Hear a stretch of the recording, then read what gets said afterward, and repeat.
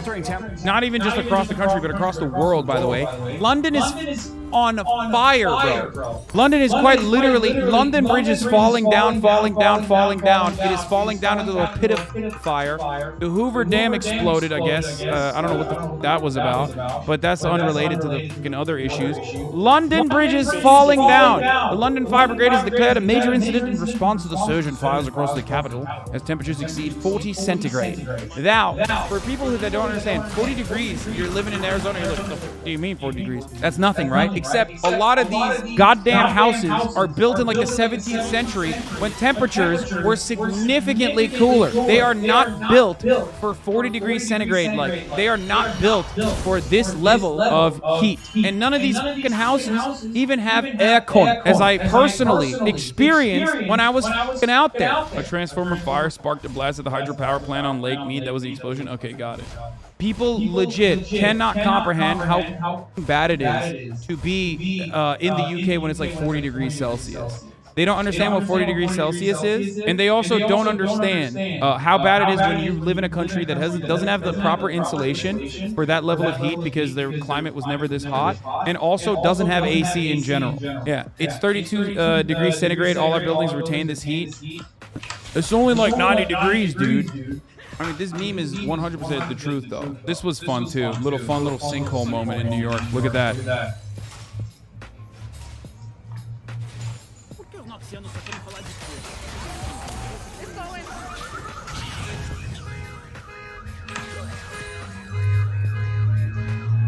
They're doing that to liberals, brother. God is punishing the libtards. Do we think we can fix it by 2050? The G7 meeting a couple months ago, nothing has happened. We're all dead. The government don't give a fuck about us. They want everything for themselves. No, we won't be able to fix it because we can't even have fucking trams and more sustainable ways of public transport. Why? Because American car culture is so deeply embedded. It's the capitalist car manufacturers and the oil and gas industry have destroyed the American consciousness permanently, okay? People think that cars are individuality, so you can't tackle it on that front. Our reliance on fossil fuels is also a part of a permanent fixture of our minds. You can't change that. You can't tackle that either. There's nothing we can do about this. I'm sorry to report this, but the only way to fucking tackle climate change is not going to be through capitalism. The only way to tackle climate change, just like any other issue, is the obvious choice that we have ahead of ourselves, socialism or barbarism. And it is very obvious that we are heading towards fascism as a mechanism of control and barbarism as our inevitable demise. Every single day that I live on this planet, I realize that that is our future, okay? You look at sinkholes opening up in the Bronx. You look at the fucking subway flooding, and then you think, will the Joe Biden administration be able to pass infrastructure change or a comprehensive infrastructure package? No. 33% of Americans have consistently believed that climate change is fake. It's not real. That's where we're living in. It's just wild that we are in a situation where either the country is on fire or underwater for a good amount of the year. This is the New York subway. Every time it rains, here, waterfalls. Look at this shit. Look. You think this is normal? Now, this isn't just that, extreme erratic weather conditions are becoming the norm, but this is also a perfect representation of how ill-equipped we are in the wealthiest nation on Earth, in one of the wealthiest fucking cities on the fucking planet that has more billionaires than any other city on the planet. So ill-equipped to deal with it. Our infrastructure is dog shit.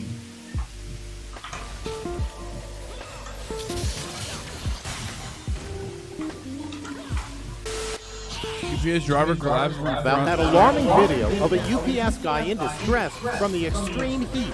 He struggles to make it onto the front porch. Then he collapses, overwhelmed by the 110-degree temperature in Arizona. He has to lie down for a moment to recover. Slowly, he gets back up again and reaches for the doorbell before stumbling back to his truck. It's just a sickening feeling that you don't know what's going to happen to that guy if he goes to the next house or to his truck. Homeowner Brian Enriquez says he was shaken when he saw what his Ring camera had captured. You can see in the video looking at his hands, shaking his hands. I mean, he could have a mini stroke or anything. You may be surprised to hear that UPS trucks have no air conditioning. It feels so freaking hot back here. Drivers are taking to social media to share their extreme working conditions. This guy is drenched in sweat. To get air through the truck, the best way is we always leave the doors open. UPS says the driver on that Arizona video. Want to know AC? It's cost efficient. AC costs money. Imagine all those fucking cars have AC, dude. No. Video is fine today, adding, our package delivery vehicles make frequent stops, making air conditioning ineffective. Across the nation, the heat... Air conditioning is not ineffective when you make frequent stops, brother. Why would you say that? Why would you just write that without any fucking counter? That's so fucking insane. Dude, god damn it. Every day that I watch the media, I am reminded once again of how fucking demon-like they are. It's because they open the door a lot, I think. Who cares, bro? What are you talking about? What the fuck do you mean? No, it's just expensive. That's it. It's just expensive.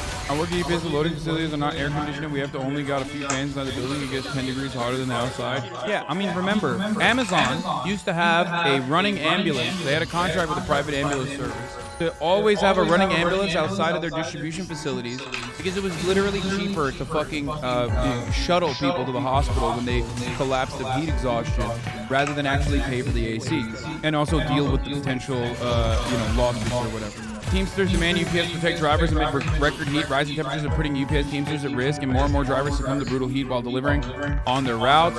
After recent driver incidents and fatalities from heat illness, UPS made claims about the ineffectiveness of air conditioning in package trucks, while UPS cites no scientific evidence to prove that air conditioning would be ineffective. And we can point to OSHA guidelines that clearly recommend such cooling is in fact an effective means for employers to mitigate the risk of heat illness on the job. There are steps that UPS should be taking right now to protect drivers.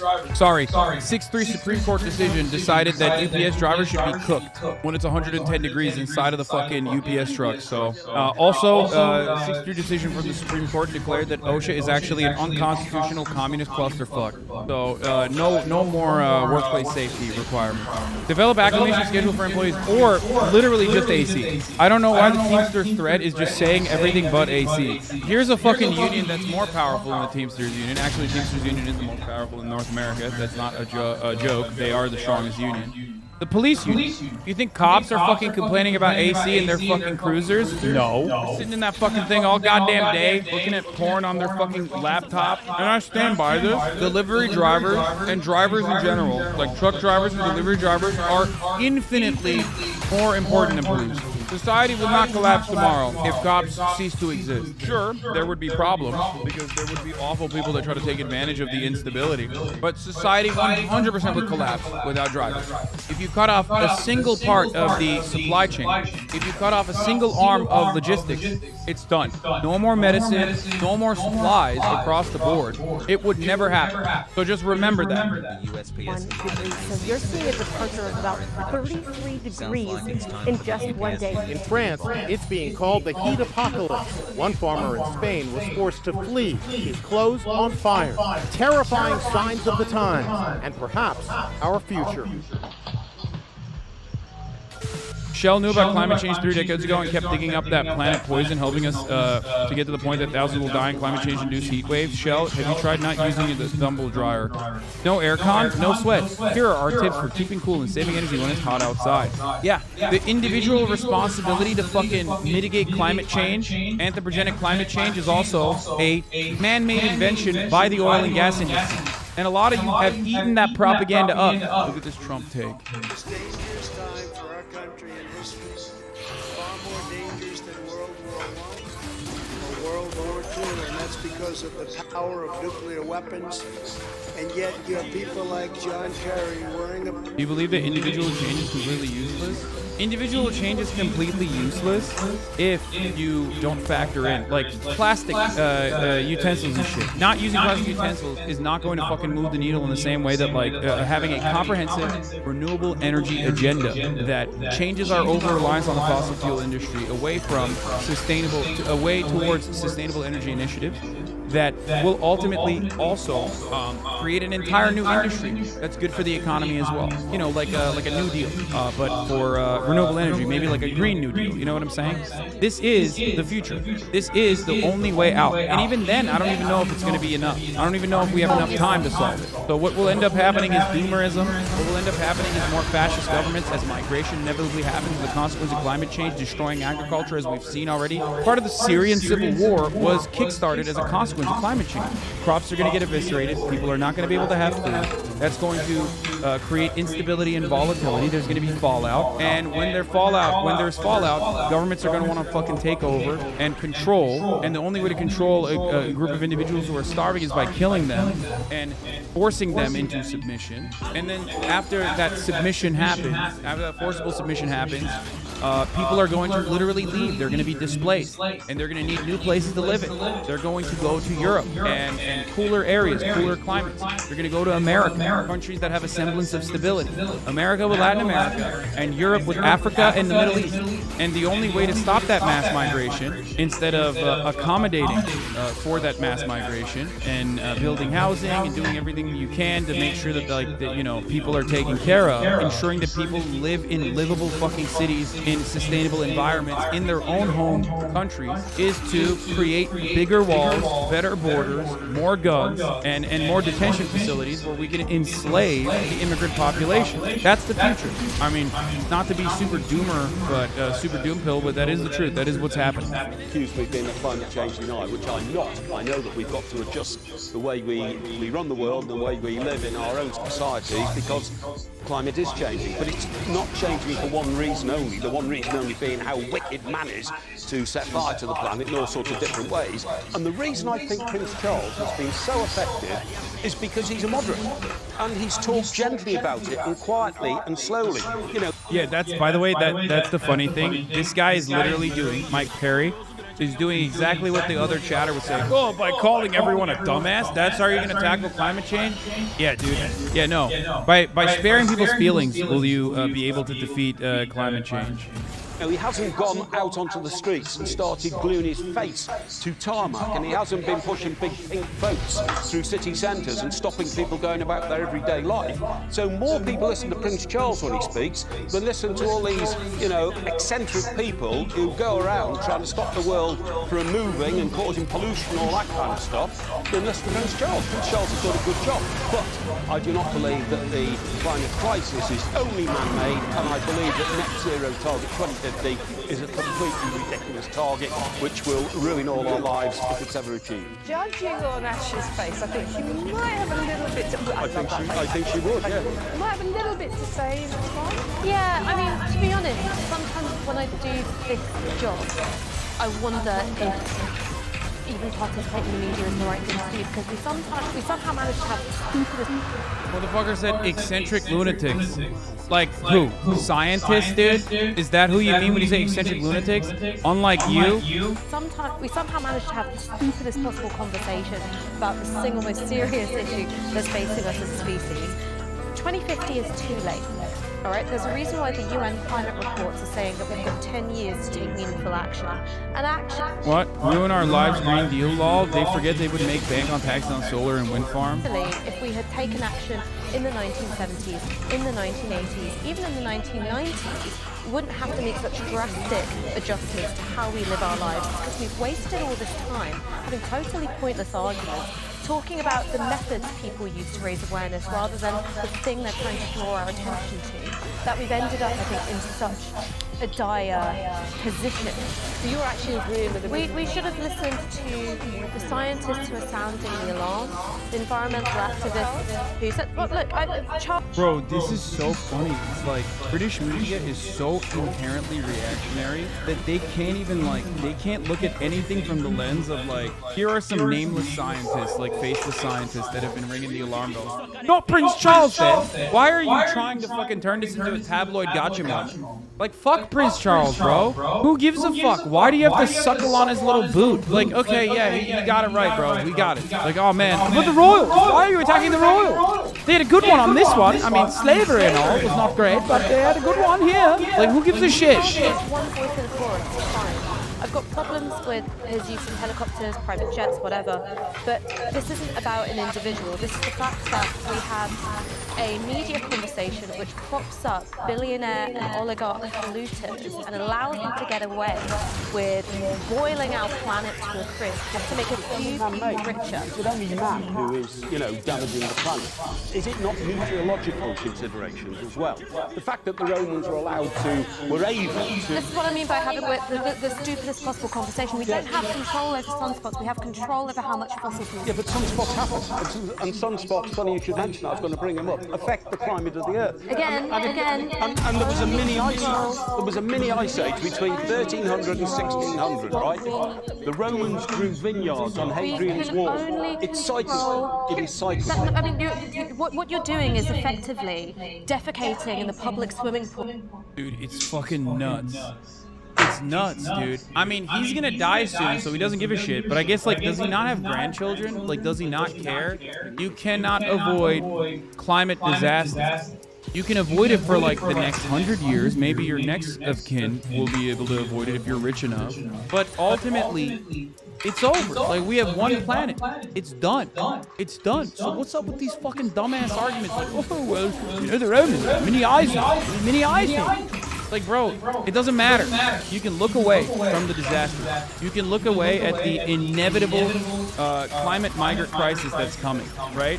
You can look away when the government decides to kill them or enslave them for the crime of trying to avoid disasters that we have caused, by the way. Because directly, the Western world, the industrialized nations, are the primary reason why the third world, underdeveloped countries, and non-developed exploited countries are getting fucked over with climate change because we're burning fossil fuels at a rate that is significantly higher than that. The average American in their fucking fridge is entire family's worth of electricity just for the year. So the notion that this is, their own fault or their own responsibility is also ridiculous. Of the national conversation and trying to muddy the water. No, you are, because this is stupid. I'm not. I'm putting facts forward. They are facts, right? And you totally ignore them. You won't respond to me talking about olive groves in Northumberland or the Ice Age, 1300. Because that's got nothing to do with Before one of you starts gluing yourself with something. This lady, that haircut alone is like automatic L. I'm not trusting what's going on. Charles, which is what we were talking about. Yeah, let's get back to Prince Charles. More important concepts. To anyone who's interested this summer, here's the NASA climate spiral. I agree with that. The issue has nothing to do with capitalism, but has everything to do with the distribution of political power. I love when people say stuff like that. They're like, this has nothing to do with capitalism, but also the distribution of power being in the hands of those who own capital, who end up building governments to go along with their needs and interests, and oftentimes put profit over the interests of the people. That has nothing to do with capitalism and everything to do with what? You're just like describing how capitalism operates and then turning around and saying, but it has nothing to do with capitalism. If that makes you feel better, then fine, because you've already addressed the problem. You already recognize the problem. You already addressed it, except all those people then always will say profit incentives can work well with climate initiatives. No, it can't. All matter of climate initiatives is anti-capitalism. Why? Because those with the accumulation of power, those with the accumulation of capital, are the fucking oil and gas industry. It is literally profitable currently for green energy initiatives to happen. And yet, for some weird reason, everybody thinks AOC means, or Green New Deal means AOC is going to come to your house and fuck you up for eating a hamburger. And that we're going to shoot down planes and instead force people at gunpoint to get on trains. How did that happen? It's not capitalism, but, Shell and BP and Exxon are buying out the remaining fucking green energy companies out there in an effort to literally, one, hedge their bets, okay, and two, slow down the transfer to renewable energy as best as possible. How's that happen? Oh yeah, this is it. From the 1600s to now, the annual average temperature, it spikes a little bit, but ultimately it's at like consistently 8 to 9. Hits 10 a little bit a couple times, goes back down. Here, let's speed this up a little bit. Now it's at 10. Like the average of the average annual temperature is now basically stuck permanently at fucking 10 degrees. It was like 8 to 9 in the 1600s, and now it's 9 to 10. 1 degree in over 400 years, brother. 1 degrees in change over the fucking average temperature is huge, dude. Do you know what 1 degrees does, dude? Motherfucker just said 1 degrees change. Oh, whatever, dude. That's not that big of a deal. 1 degrees for average is insane, chatter. -3 degrees average decrease gives you a fucking ice age, I believe. My man said it's only 1 degree change, bro. Yeah, whatever, dude. I'll just turn on the AC. Going back to that original meme, but it's literally this. Chatter looked at 1 degree temperature change on average and was like, whatever, dude. Like, what? I'll just fucking turn on the AC 1 degree further. You know what I mean? Yeah, brother. Yee. What the fuck do you mean? Who cares? 1 degree change is like polar caps melting. You get it? And all of the other, like, you know, gases being released, the consequence of that, like, you know, sea levels rising, like all of that shit. Extreme erratic weather conditions becoming permanent and commonplace. Major tornadoes, hurricanes, tsunamis. There's more. Here, let's watch more fucking... Like, oh, you see, John, you're outside enjoying the sunshine. It's not too hot, is it? No,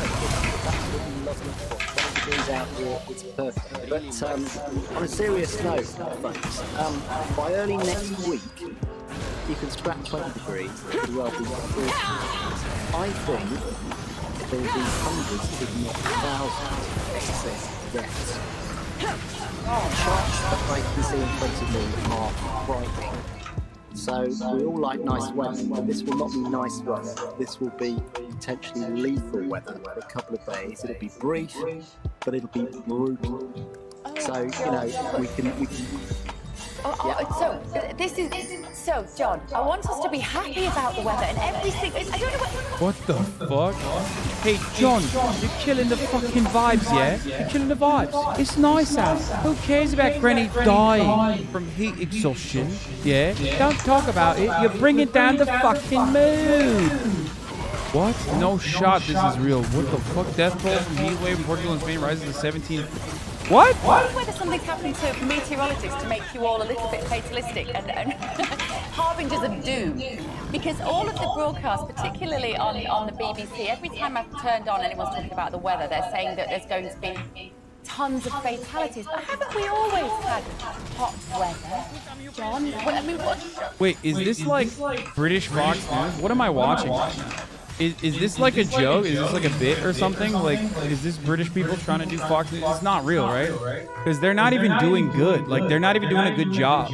They're doing demonstrably a bad job of propagandizing the position. It's kind of funny because, like, Fox News does a better job at this because they've had many, many years of training. And also, the target market is, like, really fucking stupid across the board.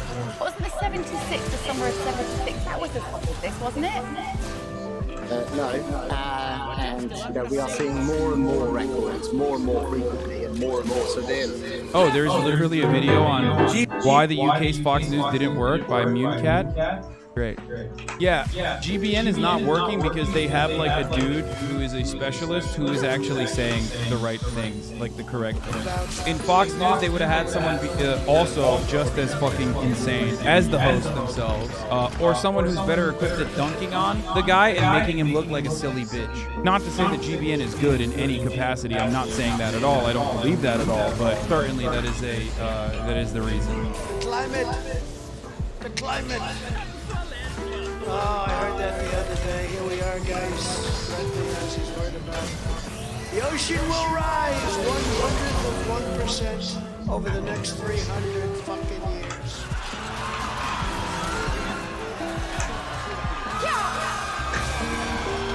Damn, he said fucking.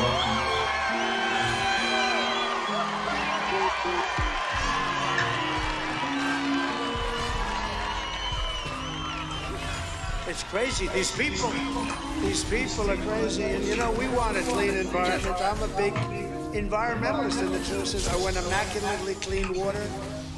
We want clean air. And we set all sorts of records during my administration.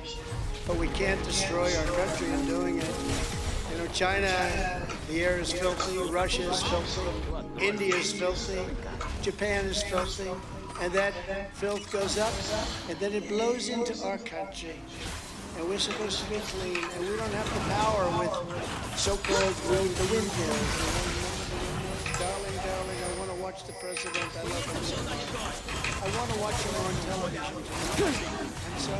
The wind is in the wind, you know.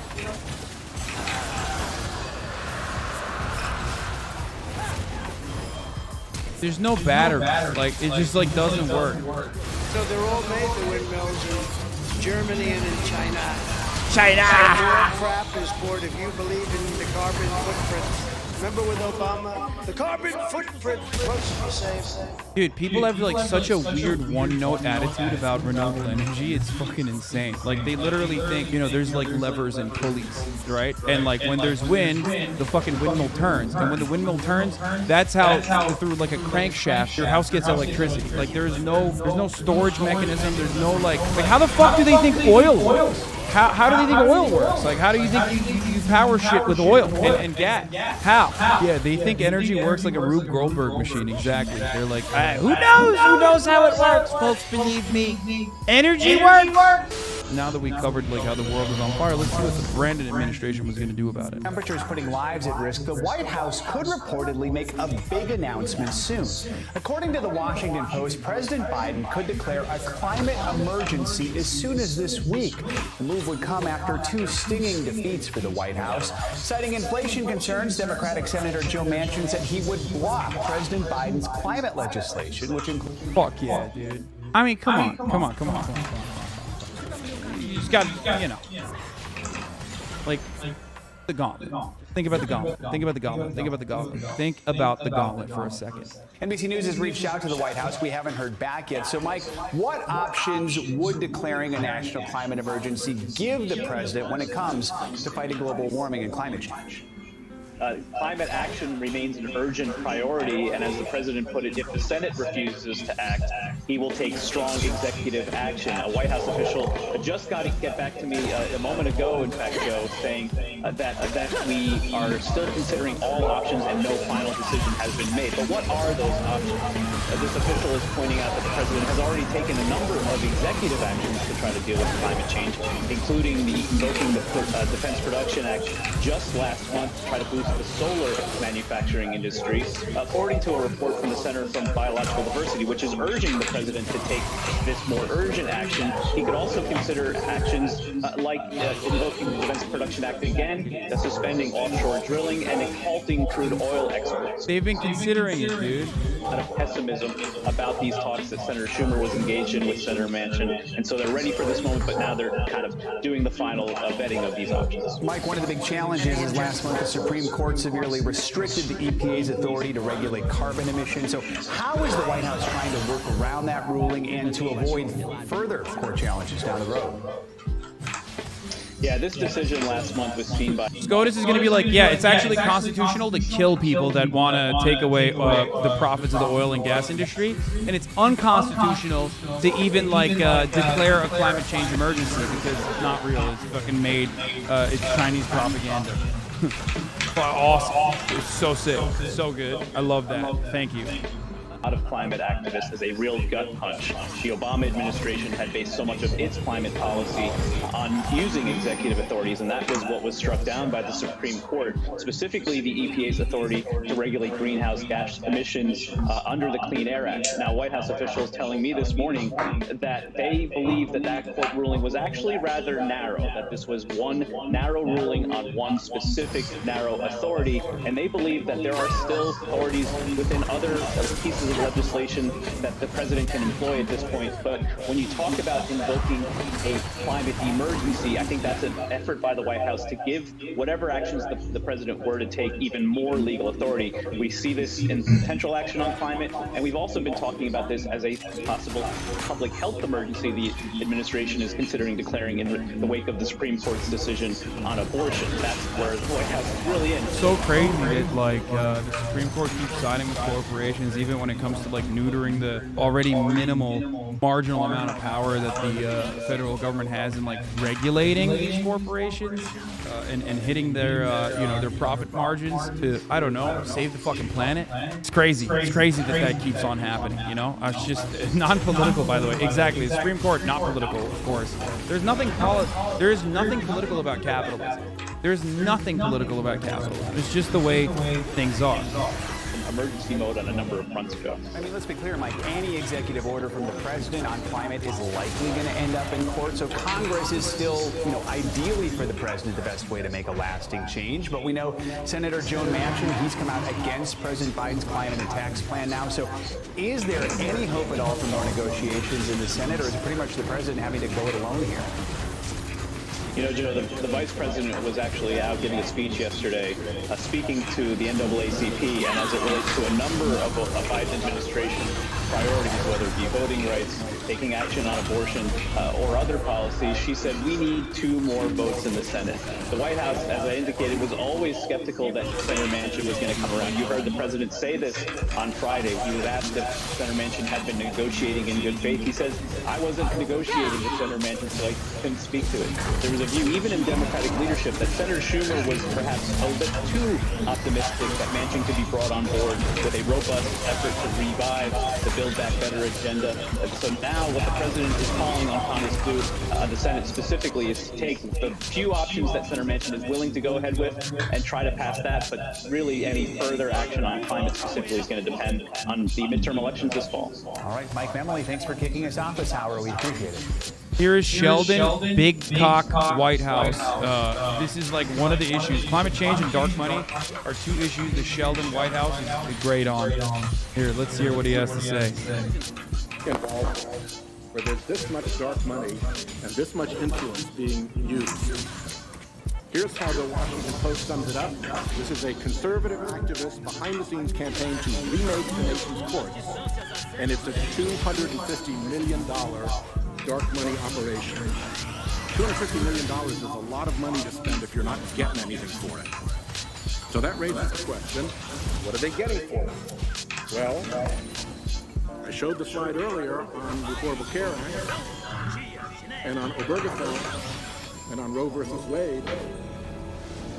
That's where they lost. But with another judge, that could change. That's where the contest is. That's where the Republican Party platform tells us to look at how they want judges to rule, to reverse Roe, to reverse the Obamacare cases, and to reverse Obergefell and take away gay marriage. That is their stated objective and plan. Why not take them at their word? But there's another piece of it, and that is not what's ahead of us, but what's behind us. Behind us is now 80 cases, Mr. Chairman. 80 cases under Chief Justice Roberts that have these characteristics. 1, they were decided 5-4 by a bare majority. 2, the 5-4 majority was partisan in the sense that not one Democratic FOP joined the 5. I refer to that group as the Roberts 5. Changes a little bit, as with Justice Scalia's death, for instance. But there's been a steady Roberts 5 that has delivered now 80 of these decisions. And the last characteristic of them is that there is an identifiable Republican donor interest in those cases. And in every single case, that donor interest won. It was an 80-0, 5-4 partisan rout. Ransacking.